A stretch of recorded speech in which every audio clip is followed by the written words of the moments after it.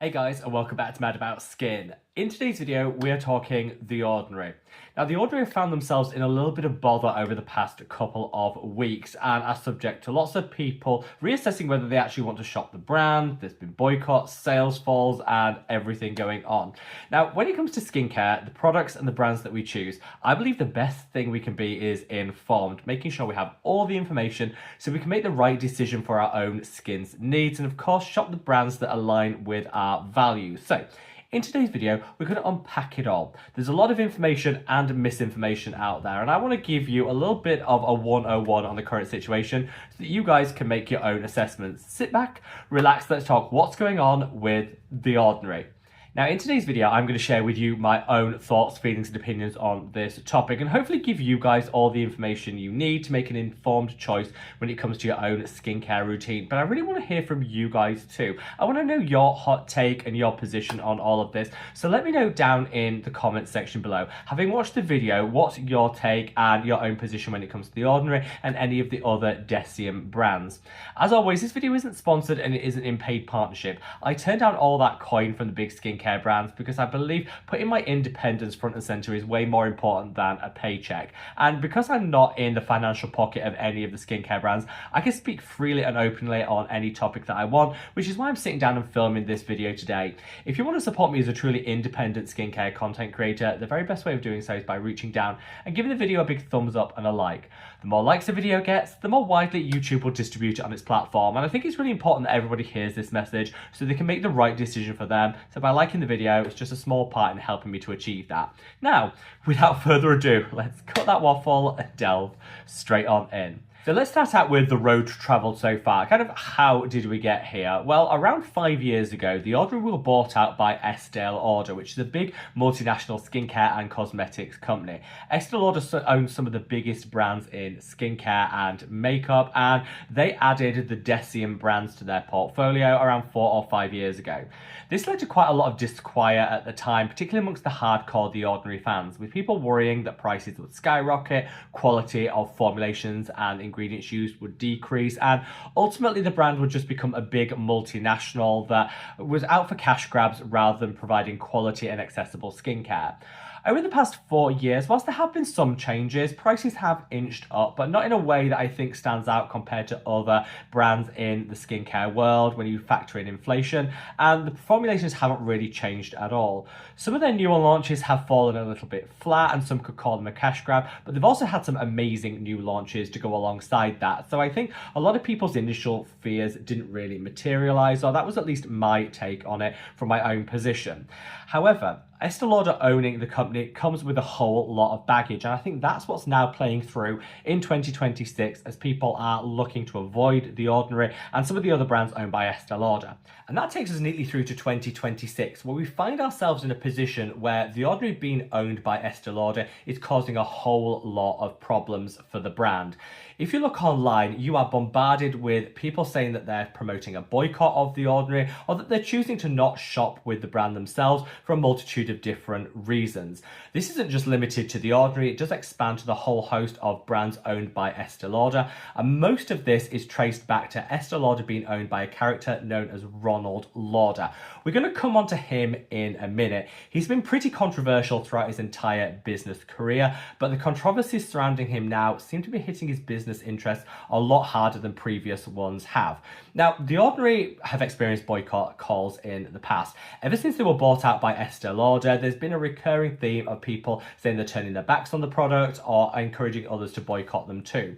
However, this one seems to be hitting harder, and a recent report said that there's been a significant and sustained fall in the sales of The Ordinary in a whole suite of different countries, primarily Denmark and other Nordic countries, but that this is spreading wider and going global. And you can definitely tell that the brand are paying attention. They've really changed their messaging and the way they promote things in the last couple of months as a result of everything that's going on. And this is what we're going to talk about in today's video.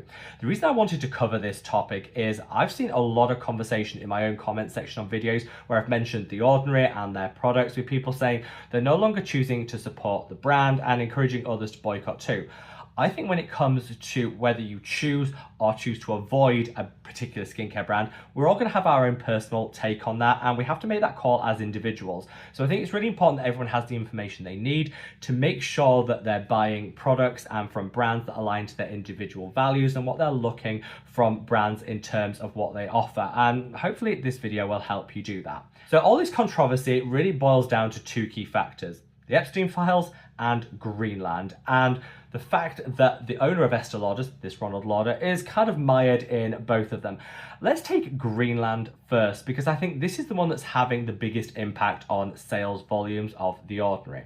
So Ronald Lauder has been involved in conservative politics in the US for years. This is not a surprise. This is nothing new. You can look at any filings in terms of political donations and you can see that this is something he's been very active in for the past 20 or so years. He's also quite closely linked to the current US administration, having been a big and significant donor over the past 8 to 10 years. Reportedly, and this came out in a book around a year ago, Ronald Lauder was actually the architect of the current administration's approach to Greenland. Ronald Lauder has the ear of Donald Trump, being one of his first and most significant donors over the years, and suggested that owning Greenland by the US would have a lot of strategic value. And this conversation really then followed on to the administration's current position on wanting to either buy or acquire in some way Greenland as a territory for the US. This has rightly upset a lot of people, primarily in Europe, but a lot of people that just have a sense of fairness internationally, whether it directly impacts you, whether you live in Europe or not. There's definitely a sense of unfairness about all of this, and people really supporting Greenland as a territory to really have their own self-determination and be able to make their own calls when it comes to their own future. A lot of people really don't like the bully boy tactics which seem to be going on, and blame seems to have been directed quite squarely at Ronald Lauder as a character, as being the person that really first sowed the seed of this approach to Greenland. Now, I think this is perfectly valid, and I think it's been reflected in the sales falls being most significant in Denmark, which currently owns Greenland as a territory, and other Nordic countries which are really acting in solidarity with Denmark and choosing to boycott anything linked to Estee Lauder. This, I think, is responsible for the biggest chunk of these sales falls, and I think it's going to be quite hard to kind of reverse that. Now, the source that Ronald Lauder was the brainchild, the loose term, the brainchild behind this administration's decision to seek to acquire Greenland by any means possible, I think has only really come up in one book. And of course, just sowing the seed is one thing. Of course, it takes a whole suite of other people within the administration to actually follow through on that. And I do see a counter argument of people saying just because he said this or said this is a good idea doesn't mean that anybody else had to follow through with it. And it's the subsequent actions of the administration that are really to blame rather than Ronald Lauder himself. That's both sides of the coin. I'll leave you guys to make your own decision on that. But it's definitely having a significant impact in the popularity of Estee Lauder brands in Denmark and other Nordic countries too. Second, we have the conversation around the Epstein files, which of course Ronald Lauder, being a big businessman in that space, finds himself mentioned throughout. Now, I will say at this point, it is worth noting that it is yet to be proved that he ever actually met Jeffrey Epstein. So we're going to put that out. One of the biggest impacts that the Epstein files has had on skincare and skincare companies is with a company called Peter Thomas Roth, where the owner of that brand has been mired in everything in a very open and proven way. And Hiram actually did a recent video on that, which I will dig out and I'll link up there and down in the description box below, because it's definitely worth checking out. That's very cut and dry. You can read that for yourself. Not painting that brand, well, the brand owner, in a good light whatsoever. And I would recommend people check out that video because I think it adds a lot of context. When it comes to Ronald Lauder's involvement in this, as I said, I don't think anyone's actually been able to prove that the two characters, Ronald Lauder and Jeffrey Epstein, ever actually met. There seems to be a lot of emails between the personal assistants of both parties without actual proof that either of them actually met. That may come out in due course, but at the moment I can't see anything around that. But ultimately we're judged by the company we keep, or in this case associate with, and it's definitely not a good look. And I can totally understand why people are disappointed, angered, frustrated, a whole range of emotions around this. As I said, not as cut and dry as with the Peter Thomas Roth situation, which I can tell you right now, I will not be buying anything from that brand for the foreseeable future, because I don't want my hard-earned coin ending up in the pocket of somebody who knew full well what was going on and chose to, well, kind of enable is, for a better word, that. Absolutely not. Like I say, it's not quite as cut and dry in the Ronald Lauder situation, and there's a lot of data online that you can read for that. That's the road traveled so far. That's the situation. And at this point, I'd love to know what your hot take is down in the comments section below. For me, it boils down to a couple of things. First and foremost, I would understand why anybody wouldn't want to buy a product which will create a profit, which will then ultimately end in the pockets of Ronald Lauder. If his values, his politics, his take on things do not align with yours, I think that's perfectly valid, and I can completely understand why people would do that. I think conversely, people have said that when it comes to ownership of Estee Lauder, whilst Ronald Lauder owns a big voting block of shares, his ownership in terms of what percentage he actually profits by is around 30%. So isn't the whole corporation. He owns, in terms of monetary value, around 30% of it, which is still not insignificant, but it's definitely worth setting that context versus somebody that owns something outright in 100% capacity will then take 100% of the profits, if that makes sense.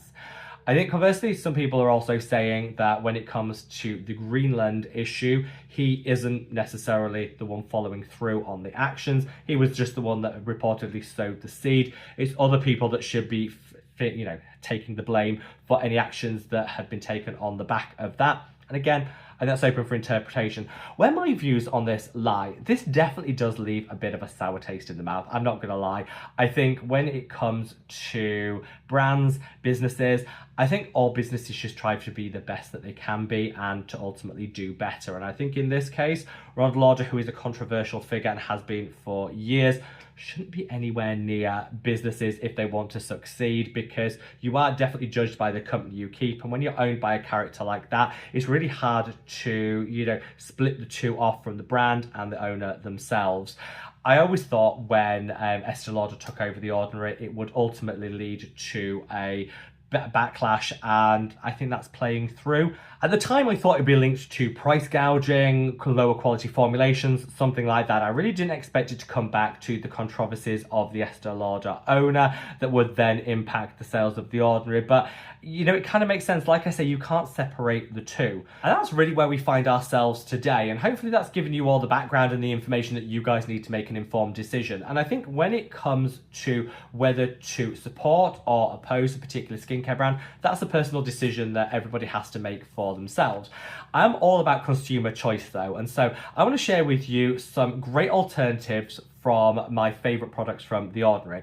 Let's start out with their vitamin C range. The Ordinary have a great range of accessible and affordable vitamin Cs, most of them derivative form, which I love, super gentle, effective and easy to layer. However, if you're looking for an alternative, I would fully endorse the Remedy for Daily Defense Vitamin C. Great brand, wonderful owner of the brand in Dr. Shah, who speaks here on the Doctorly channel on YouTube. Absolutely wonderful brand that I've always had the best experience with, and their Daily Defense Vitamin C, honestly, I think in most cases is better than the offerings from The Ordinary. Very easy to make a switch, and I would definitely recommend that. When it comes to their retinol, they have, I think their current best-selling product is their retinol emulsion. There are other alternatives. It's a super high-potency retinol, and if you're looking for an exact like-for-like alternative, I would just shop with Geek and Gorgeous in their A-Game 20. It's their A-Game 20, which is the same strength as The Ordinary retinol emulsion. So if you're looking for a like-for-like dupe for that, you can go for the A-Game 20, which I've linked down in the description box below, as I will all the products and alternatives that I mentioned in today's video. There are lots of other retinols on the market. Naturium do a fantastic one that comes in multiple strengths, and I actually created one of my own. This is the Mad About Skin Ultimate Anti-Aging Oil, which is super inexpensive, a really nice dose of retinol in an oil form that you can either use as a facial oil for an anti-aging kick at the end of your routine, or mix it in with your moisturizer to just dial up that collagen production and get all the great benefits of a retinol. This one is currently on buy one get one one free. So if you did want to check it out, you need to just put 2 in your basket. Then when you get to check out, 1 will show as completely free. That's my little gift for you to hopefully help you find some alternatives if you so choose to do. Now, when it comes to cleansers, The Ordinary have a great range of cleansers, and they have something for everything. No matter what your skin type, The Ordinary will have a cleanser for you. If you're looking for an alternative, again, I'm going to link back to Remedy. Remedy are one of my favorite skincare brands right now, and they're doing so much right. And they actually just launched these 2 cleansers, which I think are fantastic dupes for The Ordinary. They've got one here, which is for combination to dry skin, packed full of humectants, conditioning ingredients that leaves your skin beautifully soft, supple and cleansed. And they have this one, which is for more oily skin, which has a touch of salicylic acid to help decongest, gently exfoliate and remove any blackheads and sebaceous filaments. Both are great, super affordable, and they come in these large pump containers, which is my preferred version, and I actually use them in the shower as an all-over body treatment. But they do also do a smaller tube, so if you want to buy a smaller amount to try it out, you can get the tube. I'll link both below, but super inexpensive, great formulations. I think in a lot of cases actually are more elevated than the Ordinary equivalents. It makes it super, super easy to do the switch, and I personally absolutely love these. We then have their growth factor serum. So The Ordinary launched their growth factors, which I think is responsible for revolutionizing growth factors, making them super accessible to everyone. Whilst there isn't a like-for-like dupe that I can find in terms of a super affordable growth factors, there are lots of others that are just marginally more expensive that will deliver you a whole lot of more benefits. And I actually covered all of this in a separate video where I do a rundown of different growth factors, how they work, and do a side-by-side comparison.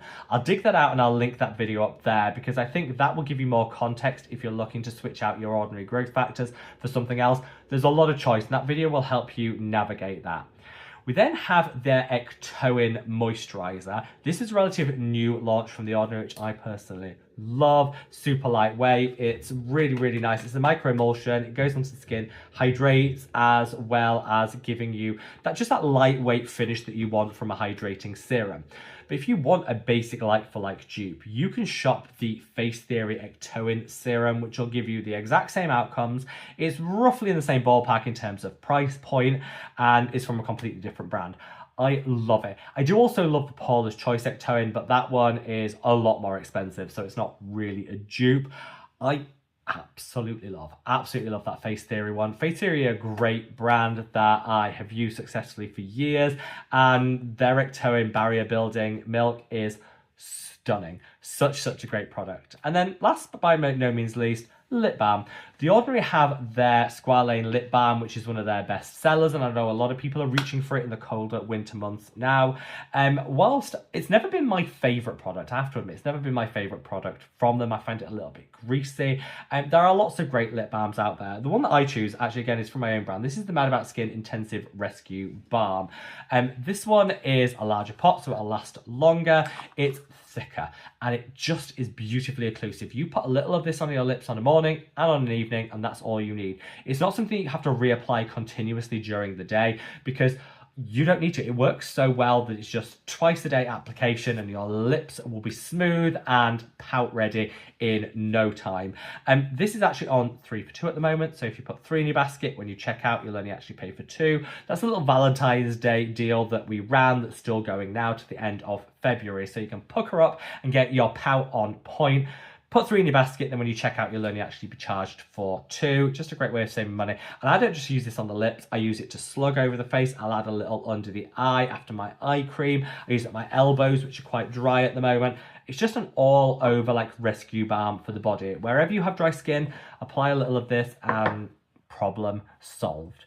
Whether you choose to continue to shop The Ordinary or you're looking for alternatives, maybe you want to avoid them completely, it is honestly up to you. And the reason I wanted to film this video is there seems to be a lot of information and misinformation out there around the brand and the things that are going on at the moment. And hopefully this just helps you navigate your own way through this. There is no right or wrong. I always say in skincare, use what works for you, and you have to have the information to make the informed decision. As I said, when it comes to my own skincare routine, where I can find alternatives and dupes, I'm actively choosing to do that. But there are some products from The Ordinary that I don't think are easy to find dupes and alternatives for, and I'm going to continue to use them until I can find something different. That's my approach. It doesn't mean that everybody else has to follow it. like I say, use what works for you. And I'd love to know, if you watched this far, let me know what your thoughts and opinions are on this, because I do really value your opinions and I would love, love, love to hear from you. As always, thank you so, so much for taking the time to spend with me and following through to the bitter end on this video. I do really, really appreciate it. And just from the bottom of my heart, love to each and every one of you. Now, wherever in the world you are, stay safe, stay well, and love your skin. Take care. Bye.